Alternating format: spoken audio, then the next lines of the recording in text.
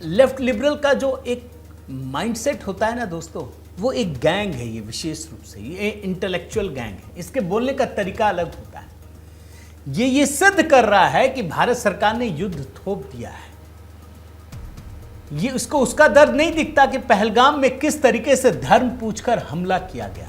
उसके आगे देखिए, युद्ध क्रूर होता है और गरीब लोग इसका सबसे ज्यादा खामियाजा भुगतते हैं। केवल राजनेता और रक्षा कंपनियां ही इसका फायदा उठाती हैं।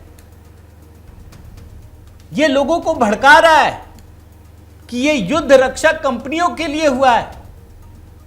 सरकार फायदा उठाना चाहती है। ये जो नेता हैं ये फायदा उठाना चाहते हैं। कैसे भड़काते हैं धीरे धीरे। और अगला पैराग्राफ पढ़िए, आपको सब समझ में आ जाएगा क्या है। ये कर्नल सोफिया पर लिखा गया है। अंत में मैं कर्नल सोफिया कुरैशी की प्रशंसा करने वाले इतने सारे दक्षिणपंथी टिप्पणीकारों को देखकर बहुत खुश हूं। बहुत बढ़िया, खुश रहिए। लेकिन शायद वे उतनी ही जोर से ये मांग भी कर सकते हैं कि भीड़ द्वारा हत्या, मनमाने ढंग से बुलडोजर चलाने और भाजपा द्वारा फैलाई नफरत के शिकार अन्य लोगों को भी भारतीय नागरिक होने के नाते संरक्षित किया जाए।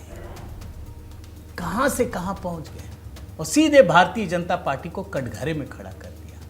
पूरी की पूरी आबादी को कर्नल सोफिया से कहां ले गए। मॉब लिंचिंग, मनमाने ढंग से बुलडोजर चलाने, भाजपा द्वारा फैलाया गया नफरत का शिकार, 2 महिला सैनिकों द्वारा जानकारियों को प्रस्तुत करने का दिखावा अहम है। यह फ्रॉड प्रोफेसर कह रहा है। अभी तो इसके दादा की भी कुंडली आपको दिखाऊंगा। कितना बड़ा देशद्रोही था इसका दादा, वो भी आपको दिखाता हूं। लेकिन पहले आप समझिए कि 2 महिला सैनिकों द्वारा जानकारियों को प्रस्तुत करने का दिखावा अहम है। इसको दिखावा लग रहा है, लेकिन यह दिखावा जमीनी हकीकत में भी बदलना चाहिए, नहीं तो यह केवल पाखंड है। यानी यह आदमी एक पन्ने तक माहौल बनाता है, उसके बाद युद्ध एक तरीके से बताता है कि भारत सरकार ने थोप दिया, रक्षा कंपनियों ने थोप दिया। यह सवाल उठाता है कि जो सैनिक लड़ रहा है बस वही है, बाकी तो सब दिखावा है।